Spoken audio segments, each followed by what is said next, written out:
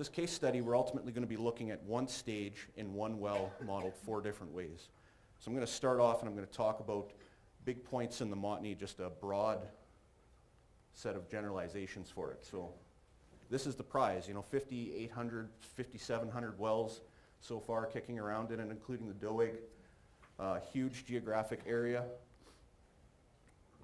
The variance that we see, I think, if you're an individual working at an in particular operator, your life gets easy because you see one specific pool and you can get really intimate with it and understand what's going on. For us as a consultant, we've kind of seen the whole gambit.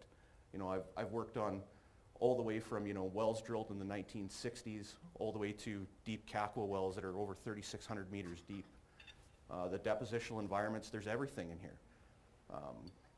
Turbidites, tempestites, shore face sandstones, you name it. I've seen porosity from greater than 30% to essentially zero.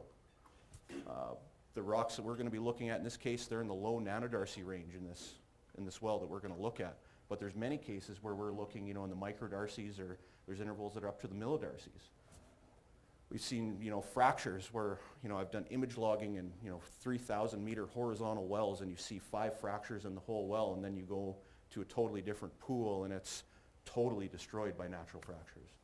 So fracturing really dictates well performance, in my opinion, and it's variable. We don't have a way of really predicting it accurately from our point of view.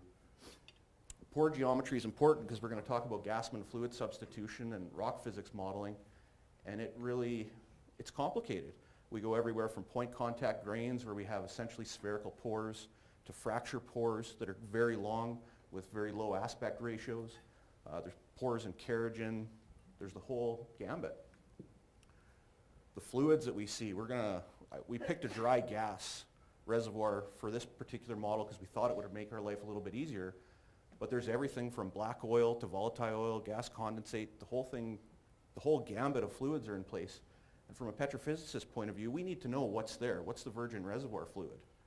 And there's a lot of cases where it's tough. We don't know if we're in a gas condensate reservoir or a volatile oil reservoir, what our phase density is.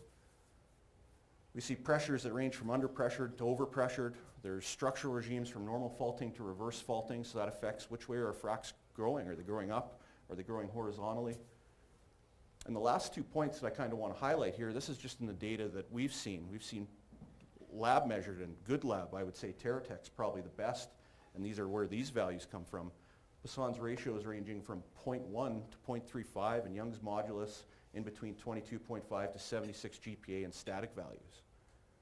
So it becomes challenging for us, like which conversion do we use when we've seen such a wide range of values in the core data?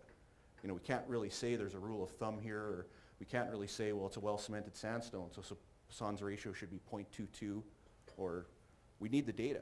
That's kind of what I hope to highlight by this.